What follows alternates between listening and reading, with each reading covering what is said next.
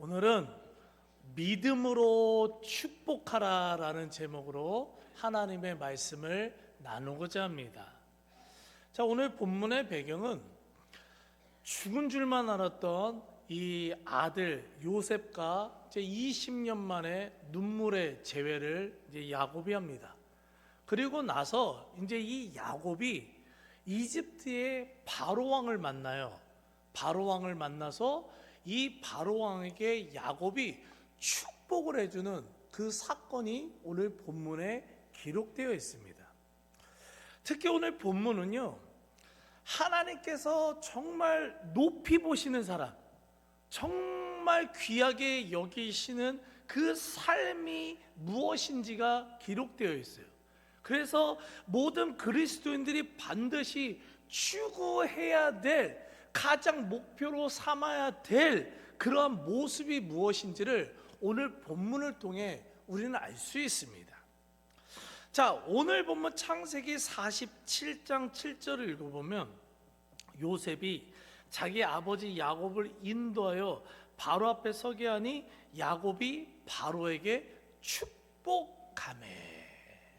자, 우리 저 사진을 이렇게 그림을 잠깐 좀 이렇게 묵상을 좀 했으면 좋겠어요. 자, 바로 왕이 이렇게 앉아 있어요. 바로 왕은 이렇게 서 있지 않습니다. 근엄하게 앉아 있습니다. 그리고 저 앞에 저 야곱이 이렇게 바로 왕을 향해서 하나님의 이름으로 축복합니다 이러고 있는 거예요. 저 뒤에는 어마어마한 군사들이 이렇게 있는 분위기입니다. 자, 지금 이 장면을요, 우리가 이 글로 읽어서 그러지요, 그 당시 일반 사람들이 대제국 이집트의 바로 왕 앞에 서는 것은요, 이거 굉장히 두렵고 굉장히 떨리는 지금 이 상황이라는 거예요. 그런데 바로 왕이 지금 저렇게 지금 앉아 있어서 좀 전체적인 표현을 지금 그리지 못했지만 엄청난 부와 엄청난 명예를 상징하는 지금 왕자에 쫙 이렇게 근엄하게 앉아 있는 거예요. 이렇게 어마어마하게 이렇게 어마어마하게. 그리고요, 주변에는 지금 수십 명, 수백 명의 이 군사들이 창을 딱 들고 방패도 딱 들고 딱 이렇게 있고요.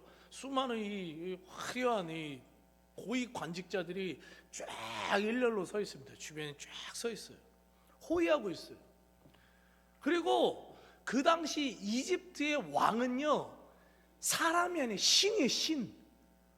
이 사람들은 이 왕을요, 신으로 여겼어요. 그래서 실제로 여러분 이집트 가면은 이 그 왕의 동상 이만한 거, 어마어마한 거, 그러니까 내년에 남아서 우리 성지순례 지금 이집트로 가려고 하는데 그거 어마어마해요. 우리 뭐 교회 이 높이만한 거, 그걸 딱 세워놓고 거기다가 다 절하는 거예요.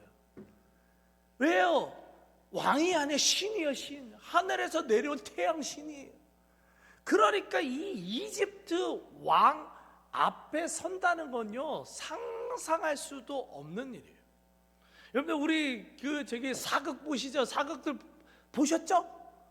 네, 보셨죠? 저도 봤어요. 그러면 어떻게 해요? 우리 전하 임금이 딱 있을 때 어떻게 해요? 전하. 일부 예배 때 제가 이렇게 전하 했는데 아주 조용해가지고요, 되게 민망했었어요. 전하! 여러분들, 감히요 임금의 얼굴을요 못 봐요. 못 보는 거예요. 하물며 이집트 왕인데, 이 대제국 이집트 왕, 그것도 신으로 여겨지는 사람인데 그 앞에요, 아이고 얼굴을 보긴 뭐 얼굴을 봐요. 벌벌벌 이렇게 떠는 거죠, 이집트 왕 앞에서는. 근데 오늘 본문을 아까 그 그림을 묵상해 보면 아시겠지만 이집트 사람들은요, 이 가나안 사람들, 가나안에서 온 사람들 가증하게 여기거든요. 하찮게 여기, 하찮게 여기. 그런데 그 야곱이 바로 왕을 보자마자 뭐를 했냐? 바로 왕 앞에 당당하게 갑니다. 걸어갑니다.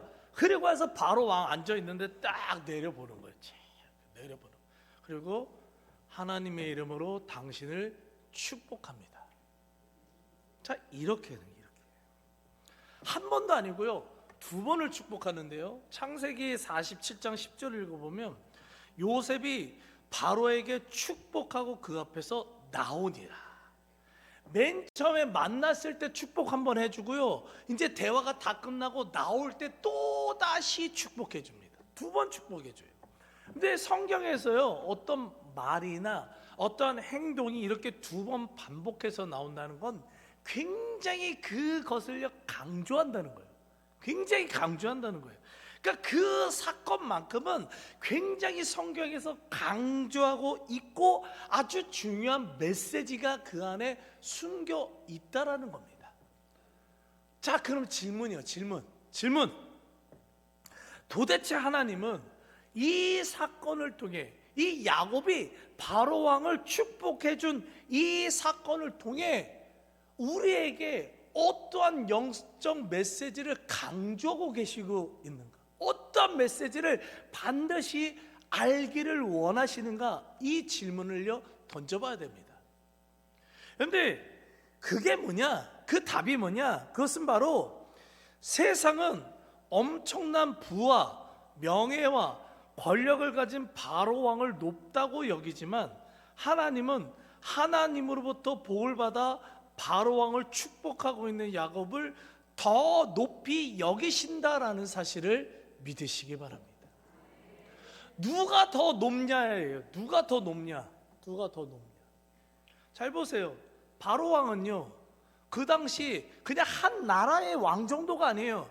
주변에서 세계 최강대국의 왕이었어요. 왕 중에 왕이었어요. 세상에 부족한 것 단 하나도 없습니다. 모든 면에서 부족한 거 하나도 없습니다. 다 가졌습니다. 물질, 명예, 건강, 모르겠어요. 세상에 우리가 바라는 거 다 갖고 있는 사람이 바로 왕이었어요. 근데 반대로 지금 야곱은요, 지금 자기의 삶의 기근 때문에 삶의 터전을 잃어버리고요, 이집트로 지금 이주해 온, 근데 가난한 그냥 난민이에요. 난민. 근데 뉴스에서 보면 난민들 삶은요, 비극적이잖아요. 가진 것 없어서 지금 삶의 터전을 버리고 온 게 누구냐? 지금 야곱이에요. 가나안 땅에 먹고 살 게 없어서 이주해 온 거예요. 기근으로 인해서 얼마나 못 씻었는지, 아이고, 근처만 와도 냄새가 나. 아우, 저는 냄새 날까봐 향수 뿌렸어요. 좀 이따 근처 와도 돼요. 향수 뿌렸어요. 근데 기근으로 비가 안 오니까 냄새나. 옷은요, 얼마나 꼬질꼬질한지, 빨래를 할 수 있나. 그러니까 그냥 꾀지지하지. 그냥 옷은 지저분하지.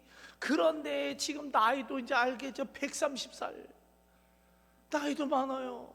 힘이 없는 노인이에요. 그런 사람이 지금 딱 있어요. 바로 왕이 있고 그런 야곱이 있어요. 누가 높아요? 세상 사람들이 봤을 때 당연히 누가 높아요?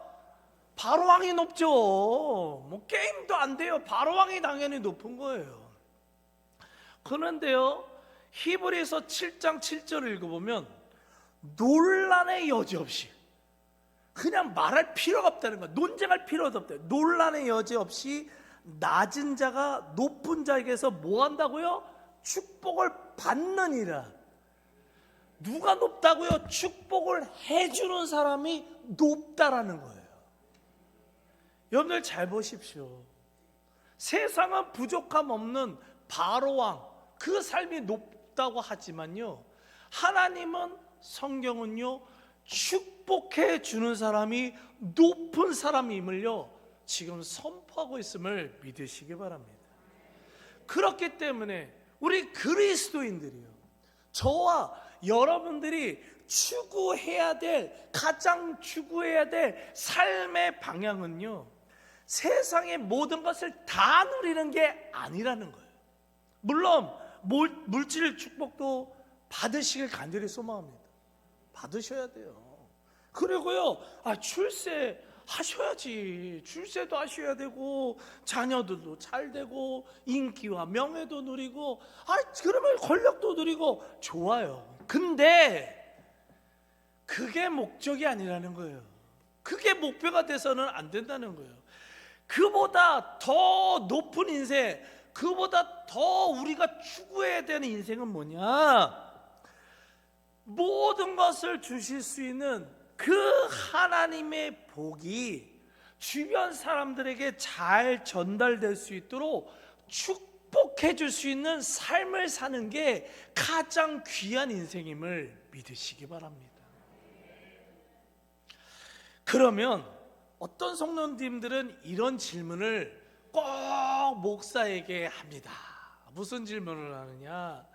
목사님, 저는 받은 복이 별로 없는데 어떻게 축복해요? 아이 목사님, 아이고 저같이 가난하고 아이고 실패도 많이 했어요.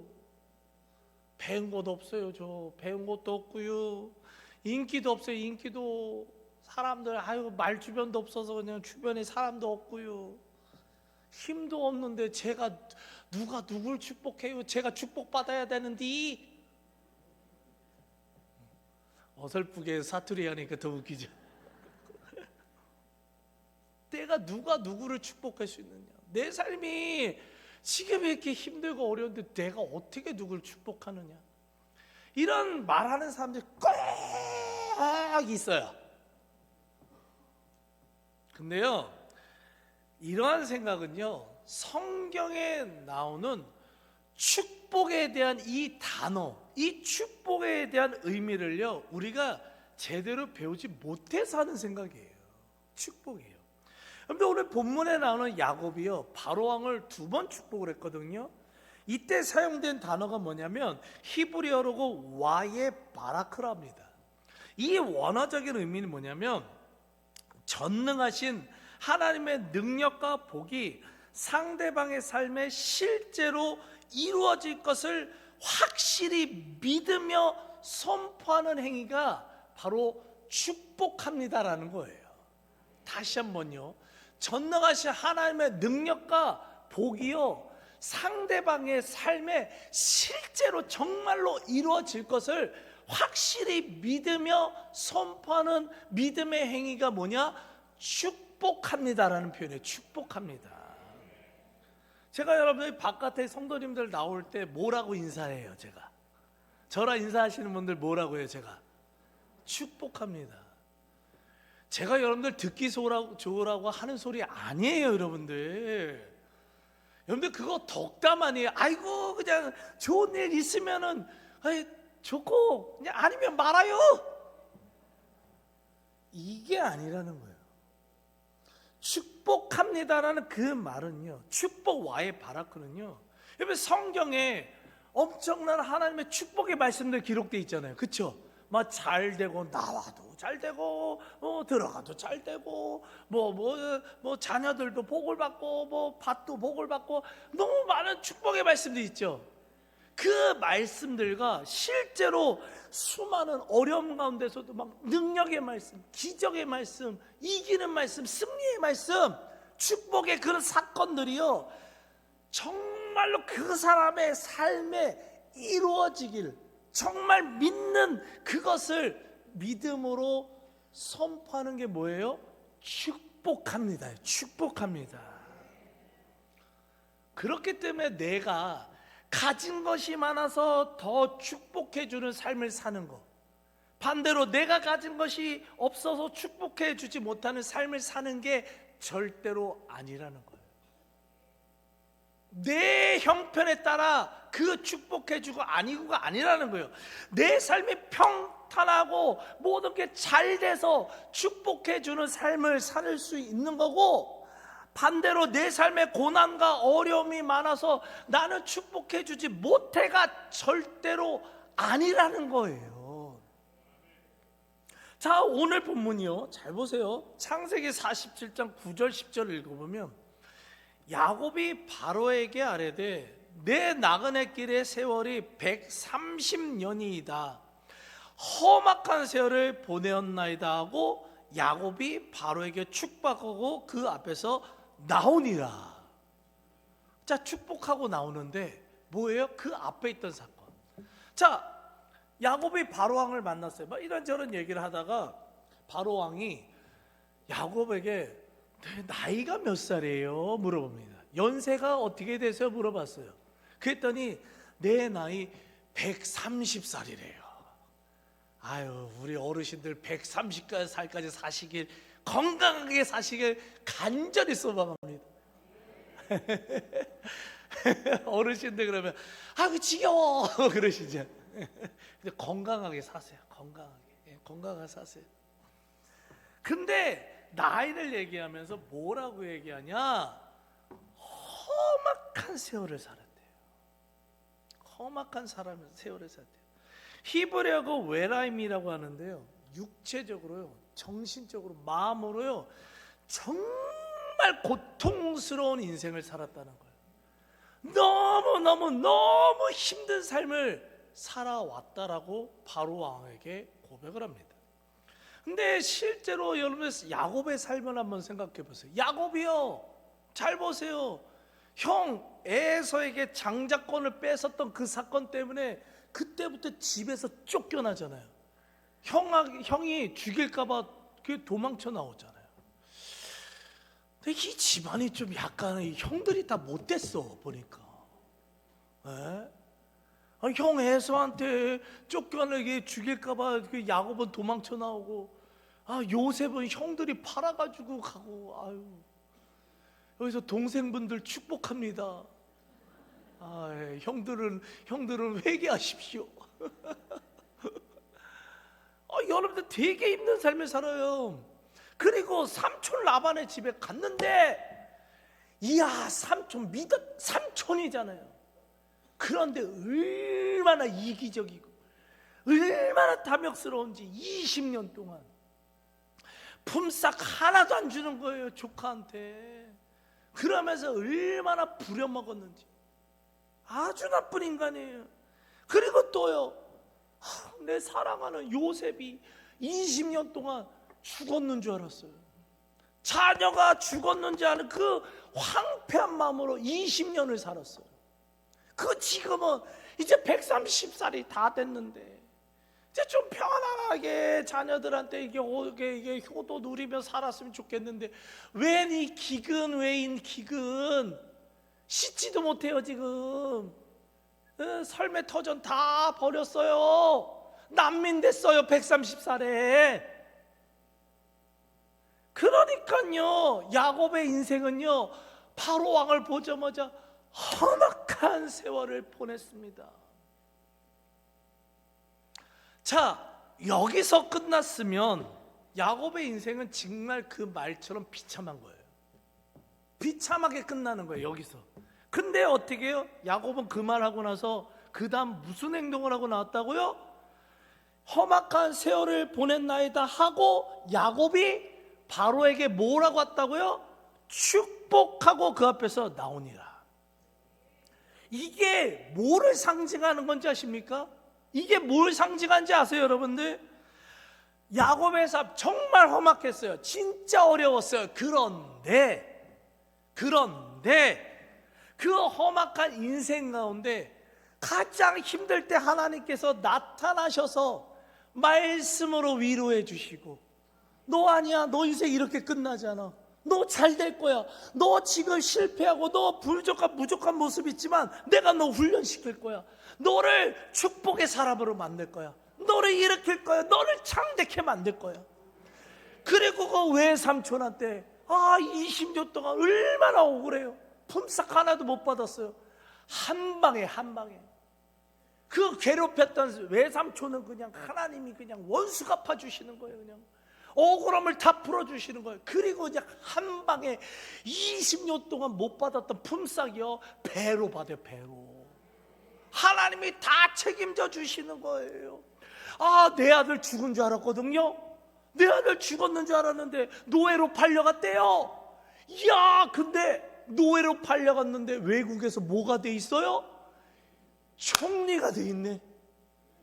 와, 그런데 지금 또 경제적인 문제, 기근의 문제 때문에 굶어 죽을 수밖에 없는데, 여러분 이 상황 속에서 어떤 일이 벌어져요? 가나안 수준이 아니에요. 이집트에서 제일 좋은 땅, 고센 땅에서 살게 되는 엄청난 하나님의 그 역사를, 그 은혜를 지금 체험하고 있는 거예요, 야곱이요.